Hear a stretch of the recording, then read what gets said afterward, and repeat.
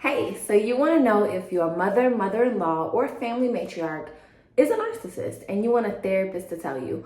Well, I'm Dr. Dylesia, and today you're going to help me take down my pipe cleaner curls, and we're also going to talk about narcissistic personality disorder.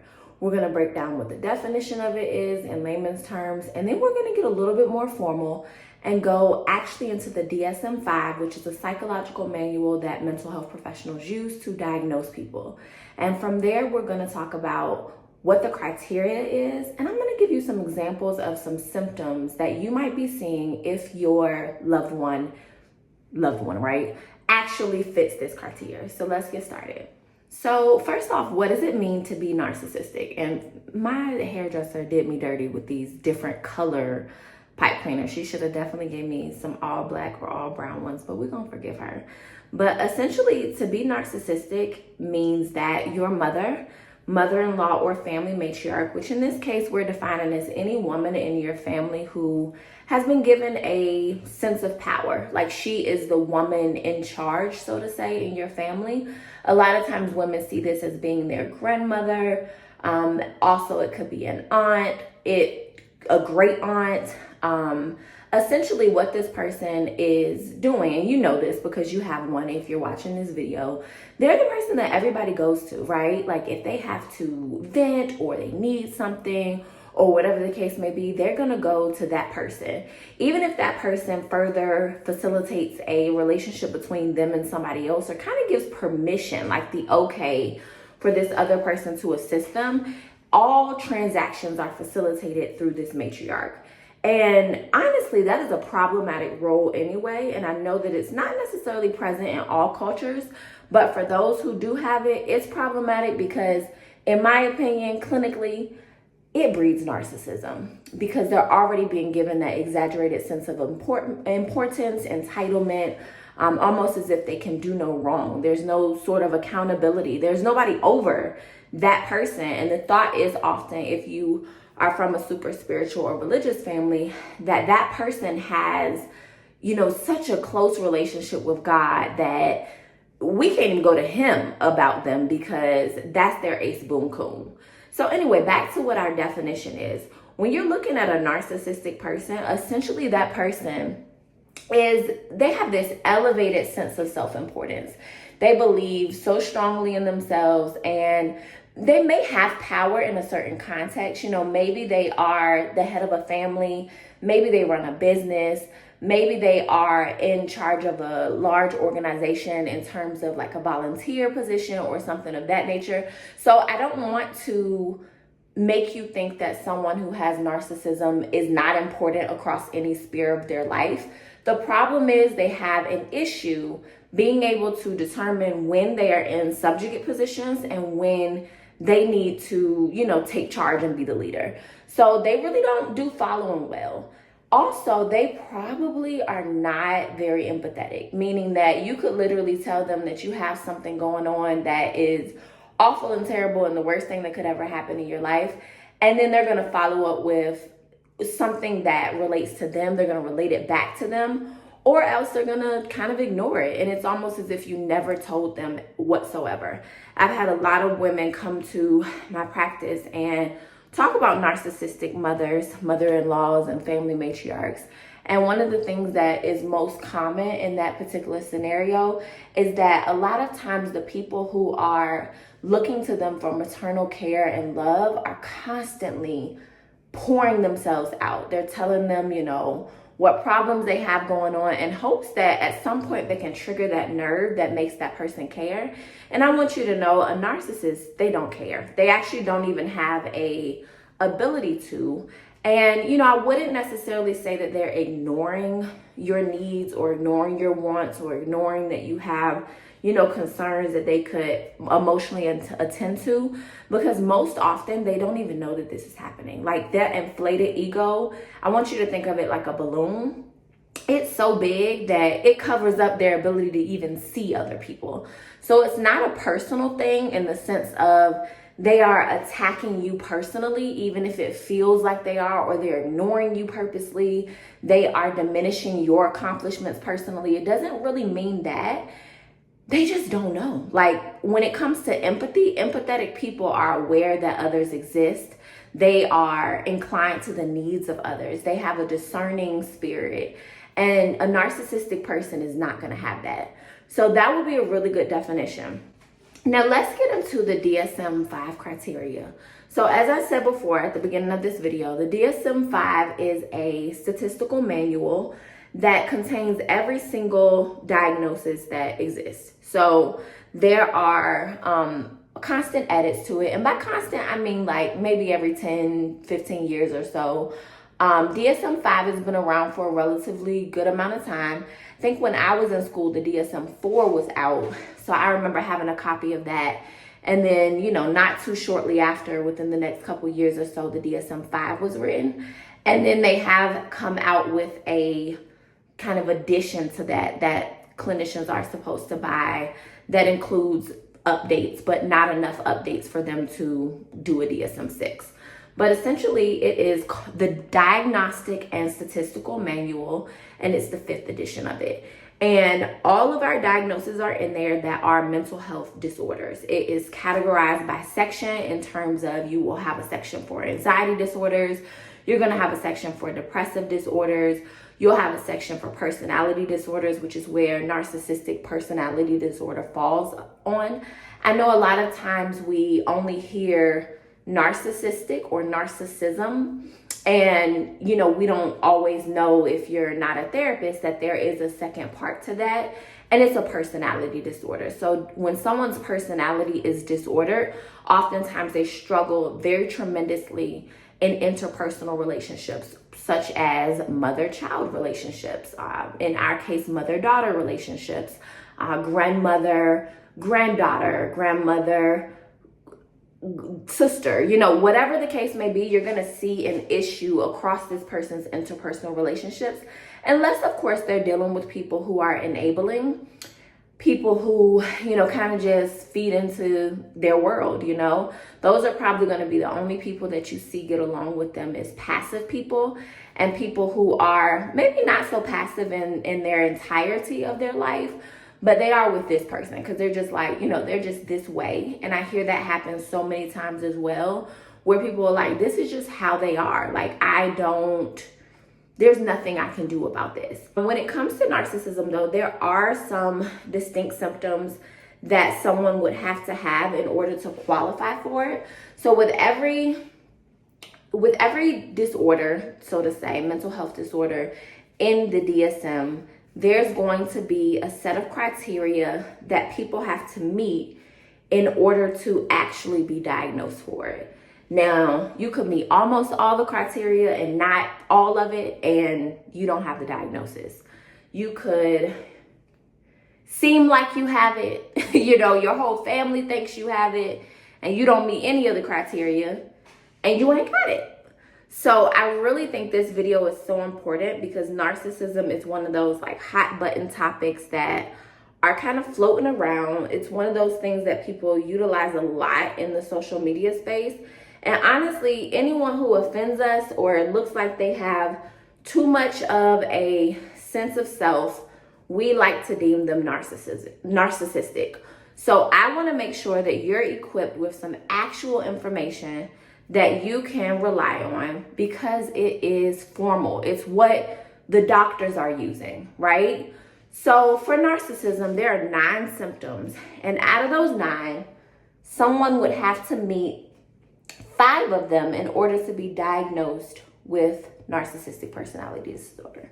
So I want you to listen extremely closely, because unfortunately, if your mother-in-law, or maternal, you know, matriarchal figure in your family does not meet at least 5 of these symptoms that you're about to hear come out of my mouth, they don't have narcissistic personality disorder, okay? So I hate to break it to you that they don't.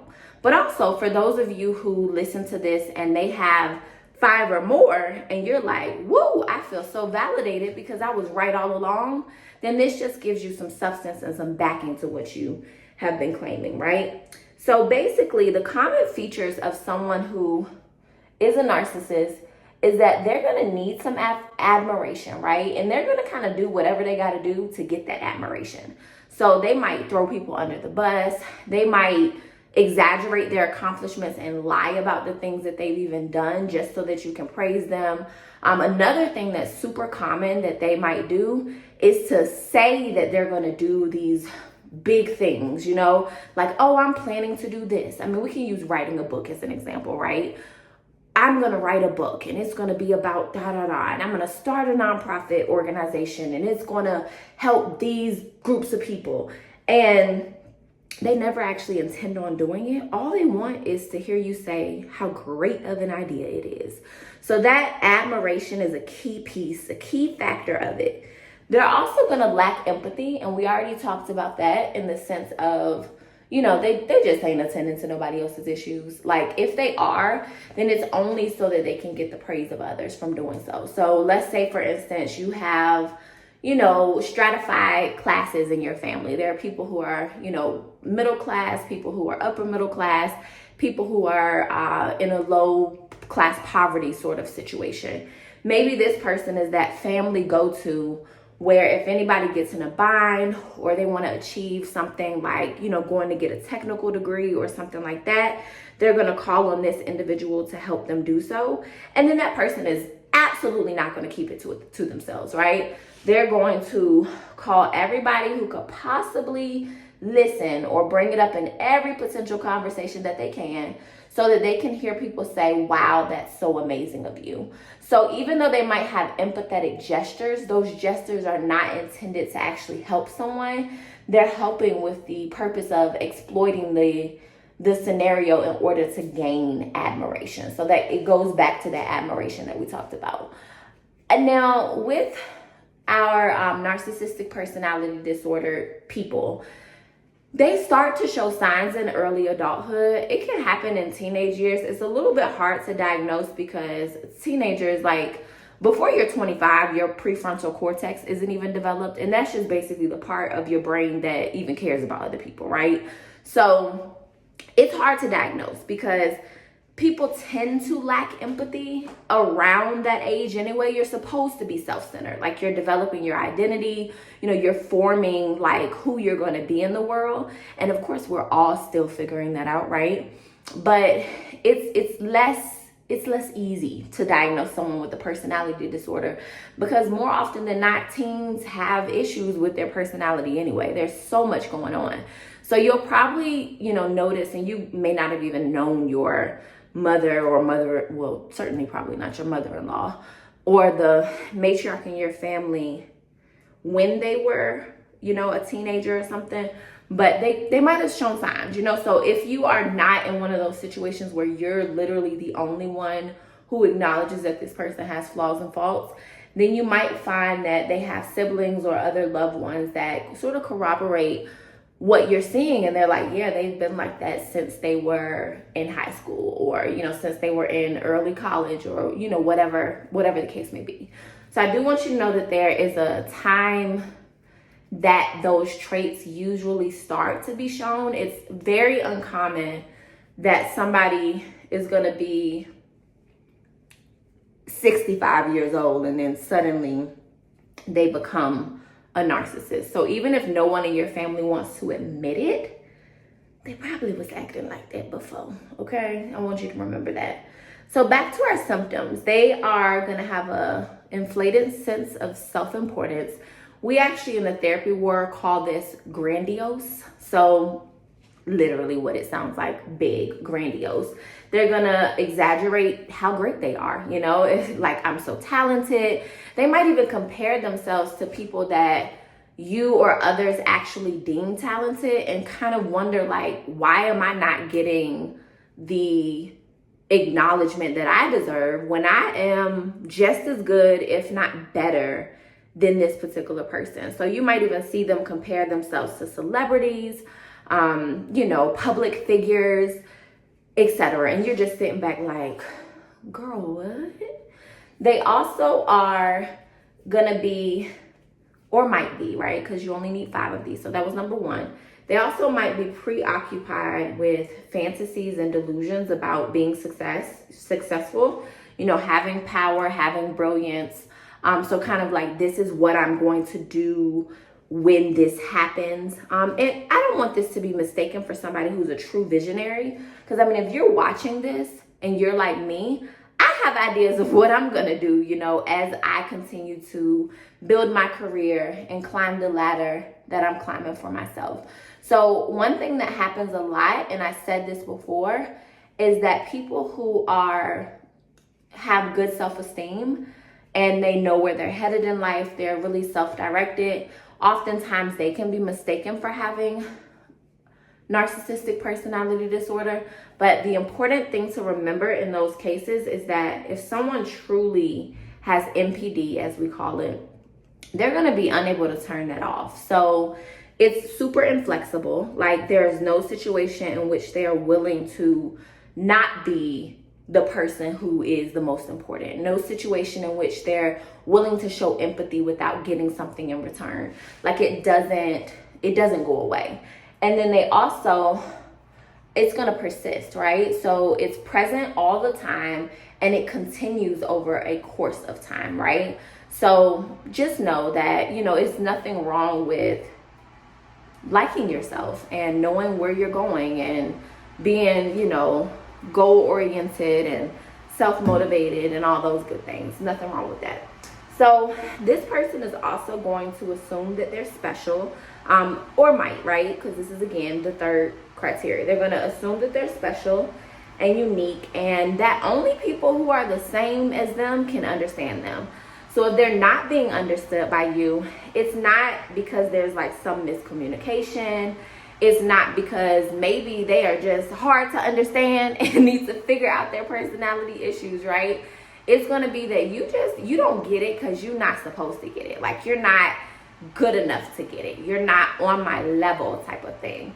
They're going to associate themselves with people who are sort of highfalutin, right? Like, I want to be in these organizations that, you know, are known for leaders and successful people being a part of them. And you'll find that this type of person is going to have a lot of stuff to talk about people who are maybe low income or that they deem ghetto or unworthy of certain privileges, or, you know, they have access to things that are given to them versus things that they may have worked for. They're going to have a serious issue with that because for them, that's not high class enough.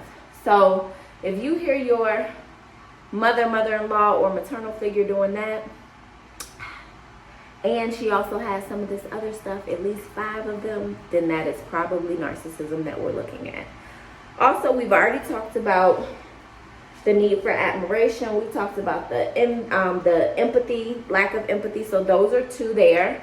2 that are usually pretty common. Like, I'm not saying that your person has to have a certain 1 or 2 of these 5, but you're probably going to notice that the admiration need and then also the lack of empathy is present, regardless of what other 3 they have. We have talked about them feeling entitled. I may not have used those words exactly, but they feel like, you know, they should automatically, just because they are who they are, be given certain privileges. So an extreme example would be like walking into a store and just going to the front of the line because they're like, I don't have to wait in lines, you know, like, do they know who I am? And then maybe they're not, they ain't nobody, right? And then also a lot of times, you know, people who are in positions of power, especially those who are led by a moral compass and even maybe a spiritual one, they can go to the front of the line, but they choose not to because, you know, they know that if it's really that serious, somebody will acknowledge them. And they can, until then, you know, sort of just do what everybody else is doing, and that's fine. That isn't a knock against their self-esteem or their ego. But for a narcissistic person, it is. They're like, oh, they didn't speak to me, or, you know, they're just frustrated and almost like in a frenzy because they didn't get what they thought they were supposed to get. So another thing is that they're going to either be jealous of other people, and it's not going to be packaged as like, I'm jealous. You know, who really even says that anyway? But they're not going to acknowledge that they're jealous of someone. They're essentially just going to say things about them that indicate that they're jealous, and anybody with any sort of people awareness and situational awareness is going to be able to identify that that's jealousy. Or they're going to claim that people are jealous of them, right? Like, oh, they so jealous of me. Like, like there are these material possessions that I have. There's this beauty that I possess. There's this whatever the thing may be, and they want it. And there's really no indication that people actually want it. They just want somebody to be jealous of them because it draws more attention to them, right? So you might see that as well. There's obviously an arrogance and a haughtiness, which I think fits into some of the things that we've already talked about before, where, if you're looking down on people, you are, feeling like you only should be affiliated with certain individuals, then you definitely are having, arrogance and haughtiness. So that goes without saying. That's pretty self-explanatory. And then the last thing, so this is criteria number 9, and we've already sort of hinted at this a little bit as well, is that they are going to exploit people. So they're exploiting people. Like I said, an example of that would be a situation wherein I'm going to help you, but I'm only going to help you because it gets me favorable attention from other people for doing so. People are calling me nice, which they really probably don't even care about. People are saying that I have access or excess to be able to share with other people. That's really the thing that a narcissistic person is going to care about. It's not you calling them friendly or honoring them for, caring so much about someone. It's that they want to be recognized as somebody who has and therefore is able to give. So they might even give beyond their means in order to accomplish that, because they just want to be looked at as somebody who's capable, right? So those are our 9 symptoms. Now, 5 is all you need, right? So 5 out of the 9, if you heard 5 that and you probably are diagnosing so many people right now, right? If you heard 5, then ding, ding, ding, we got a winner chicken dinner.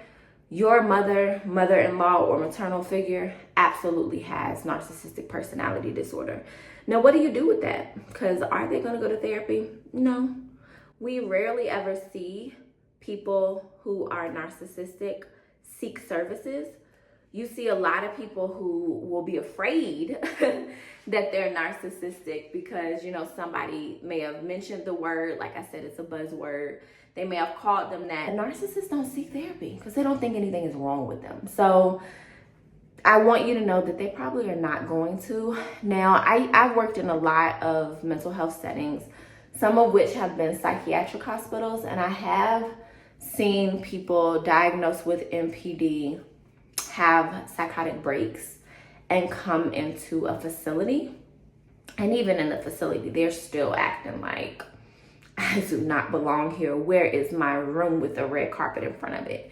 So I've seen that happen more often than like someone actually going to therapy. And if they are going to therapy, because I have heard of a couple, people sort of having to meet a job requirement, or maybe they're trying to get some sort of specialized clearance or whatever. I know government employees, this happens with them a lot. It happens when you're trying to become a member of the cloth, like a pastor or something. A lot of times they'll have you take a psychological examination and will pair you with a provider for a certain amount of time so that they can determine that you're fit or suitable for ministry. They may seek services in that regard, but the thing that you're going to hear them say when they're recapping how their experiences in therapy went is that their therapist said nothing was wrong with them, right? Like, oh, she says I'm fine. He says I'm okay. I'm doing great. They're sort of just letting you know that without letting you know everything you thought about me, it ain't true. It ain't true. So that's our video for today. I want to know in the comment section below which criteria you are able to confirm that your mother-in-law, family matriarch, and or, because you might have all of the 3, right? What criteria stood out to you? Are you surprised about anything? What are you thinking? And I am not quite done, but I'm going to come back just for a little shaky shake when I am done, and I will see you next time. I'm back. So make sure you like this video and subscribe to my channel for other videos. Next, we're going to be breaking down covert narcissism, because I realize a lot of our mothers-in-laws, and mother figures are not really overtly showing these characteristics, right? And that's why it's so hard for us to gain support from family members and friends, because they don't see it. So I want to do a video series where we talk about covert narcissism, and my next video is going to be symptoms that your mother, mother-in-law, or family matriarch is a covert narcissist. So make sure you stay tuned for that. Bye.